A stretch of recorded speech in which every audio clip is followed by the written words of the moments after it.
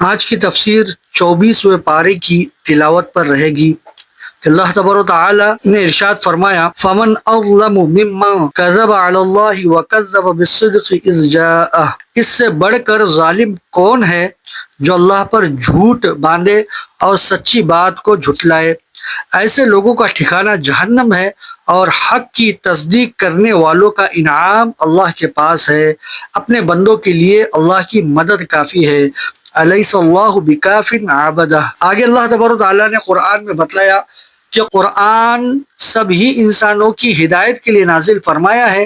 جو سیدھی راہ اختیار کرے گا وہ اپنے فائدے کے لیے کرے گا، اور جو راہ بھٹک جائے گا اس کے بعد بھٹکنے کا وبال جو نقصان ہے وہ خود اسی پر ہوگا۔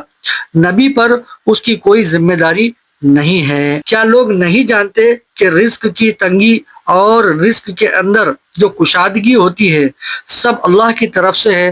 منکرین اب بھی توبہ اگر کر لیں تو اللہ کے فرما بردار بندے بن جائیں گے۔ اللہ بڑا غفور الرحیم ہے، اس کی رحمت سے مایوس نہ ہونا ہے۔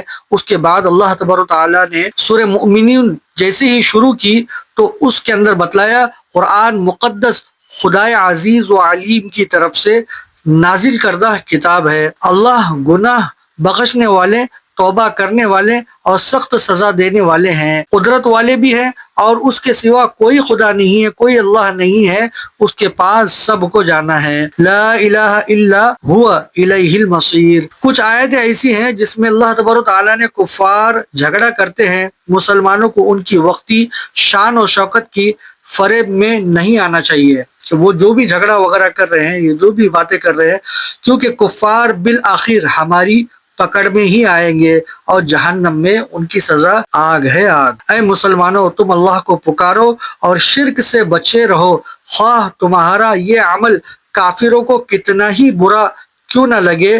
اللہ اپنے پیغمبر کو اسی لیے بھیجتا ہے کہ لوگ خبردار ہو جائے اور سخت دن سے یعنی قیامت کے دن سے ڈرے، جب ان کے سامنے ان کا سب کرا کرایہ ہوا حساب کتاب کھول کر رکھ دیا جائے گا۔ وہ انصاف کا دن ہوگا اور ہر شخص اپنے کیے کا بدلہ پائے گا۔ کسی پر کوئی ظلم نہیں ہوگا، وہاں نافرمانوں کا نہ کوئی دوست ہوگا نہ کوئی شفاعت کرنے والا۔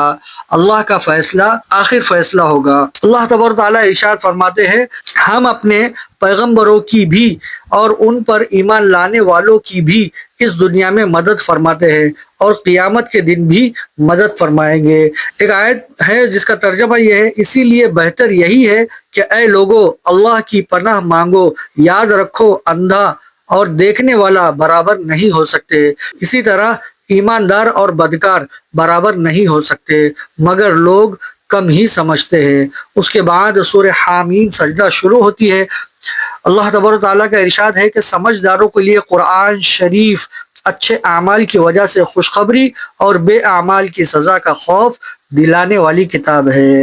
اے نبی، لوگوں کو بتا دیجئے میں تم سے جیسا ایک بشر ہوں، لیکن فرق یہ ہے مجھ پر اللہ کی وحی نازل فرمائی جاتی ہے جس کی وجہ سے میں تمہیں ہدایت کرتا ہوں کہ اللہ واحد یعنی ایک ہے، اس کے ساتھ کسی کو شریک نہ کرو، اسی پر ایمان لاؤ، اپنے برے اعمال سے توبہ کرو، زکوٰۃ ادا کرو اور آخرت کے دن کو پورا پورا یقینی سمجھ لو۔